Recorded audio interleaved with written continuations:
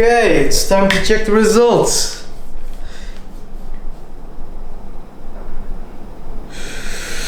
No!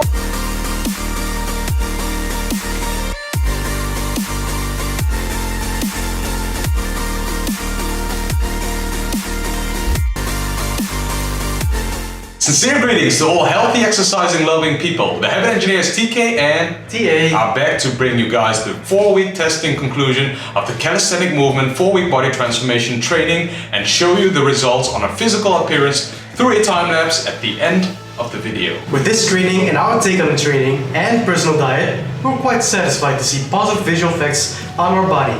We feel we have worked out properly and exercise were fun to do. But the results shocked us! We both lost a significant amount of weight, and not necessarily in a good way. I lost 3 kilograms, of which 2 kilograms was pure muscle and 1 kilogram of fat. My body weight went from 72 kilograms to 69 kilograms, and my in-body score went from 83 to 81. I lost 4 kilograms! My body weight went from 63 kilograms to 59 kilograms. Although I did become slimmer by losing 2.5 kilograms of fat, I also lost 1.5 kilograms of muscle, which was really gut-wrenching to see. My in-body score went from 85 to 79. Well, we don't know the accuracy of these metrics, but all in all, if we have to make a conclusion based on the numbers, it might have been due to the fact that our diet was at a too high calorie deficit with insufficient protein. Alternatively, the training didn't provide enough hypertrophy to maintain or build muscle. However, from here on out, we're moving on to exercises that are more suited for our goals, which is to progress in advanced calisthenics moves. Our own research suggests that this requires thorough conditioning of tendons, joints, ligaments, paired with more rigorous strength training. We like to hear from you guys what you guys think of our application of calisthenic movement training. Now, as our last week's promise, we'd like to share with you our 3rd day of training that was inspired by the calisthenic movement training, which was for core and legs.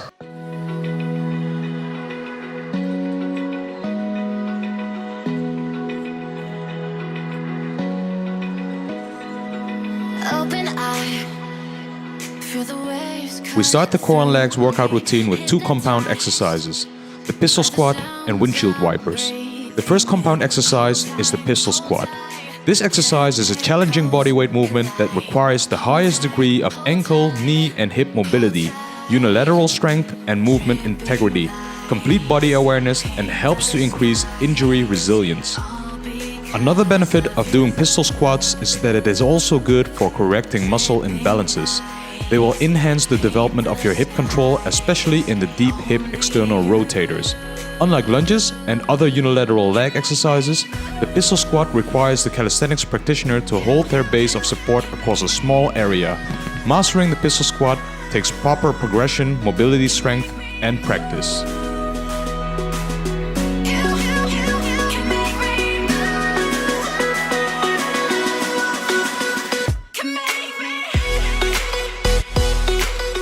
The second compound exercise is the hanging windshield wipers.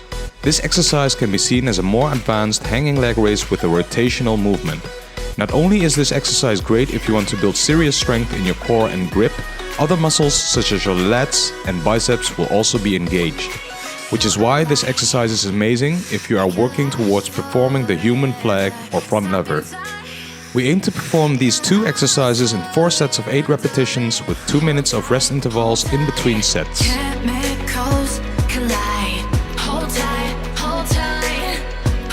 The next part of our core and legs workout routine are beginner shrimp squats and hanging leg raises performed in cluster sets. The first cluster exercise is the beginner shrimp squat, also known as airborne lunges. This exercise will activate muscles similar to the pistol squats, which are your thighs, glutes, and back. It also helps you correct muscle imbalances, improves your posture, stability, and strength.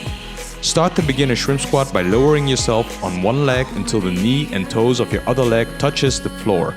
Then come back up again in a slow and controlled movement.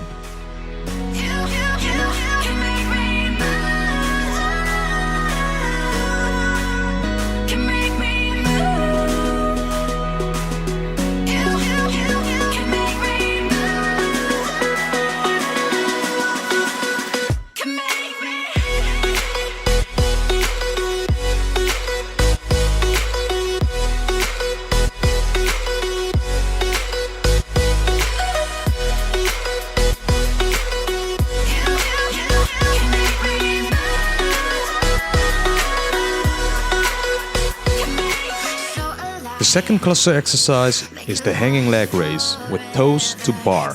This exercise will set your abs on fire and is amazing for developing abdominal and core strength with emphasis on the lower abs. The hanging leg raises will also target lats, hips and hamstrings, improve your grip strength and flexibility of your hips and lower back. For both exercises we do 5 sets of 8 repetitions with only 30 seconds of rest intervals in between sets. Between the 2 exercises, rest for 1 to 2 minutes.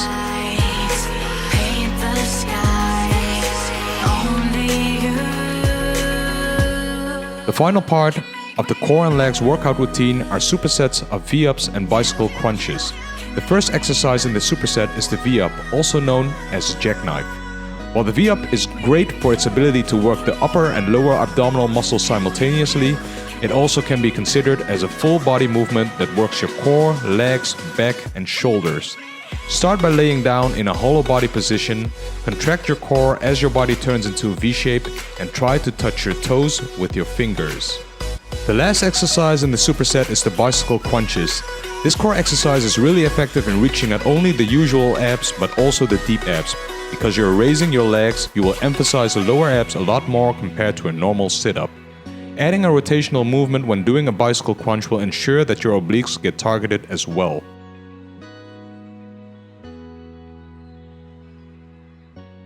This marks the end of the testing of the calisthenic movement training. Now for the wrap-up and time-lapse. That was it for the training of today. As for the rating, compound exercises, pistol squats, 4 sets of 8 reps each leg, level 6. Hanging windshield wipers, 4 sets of 8 reps, level 4. As for the cluster exercises, beginner shrimp squats, 5 sets of 8 reps each leg, level 4. Hanging leg raises, 5 sets of 8 reps, level 3.5. And now for the supersets. V-ups for 6 sets of 10 reps, level 3.5. Bicycle crunches, 6 sets of 10 reps each leg, level 3. Adding up all the levels assigned to the exercises for core and legs, we'll have a score of 24. Divided by 6 exercises leaves us with a score of 4, which is from our perspective a categorization of a lower intermediate level calisthenics training. That was it for this 4-week undertaking of calisthenic movement body transformation training.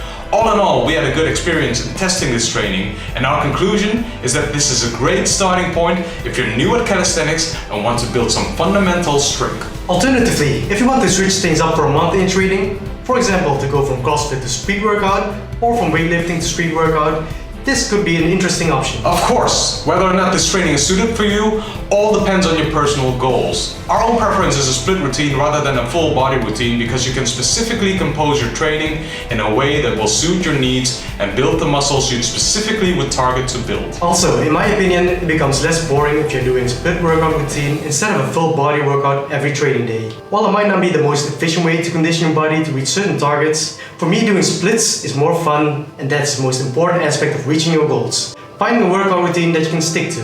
What are your goals and which workout routines are you following right now? Let us know in the comments below. We're the Habit Engineers, Signing out.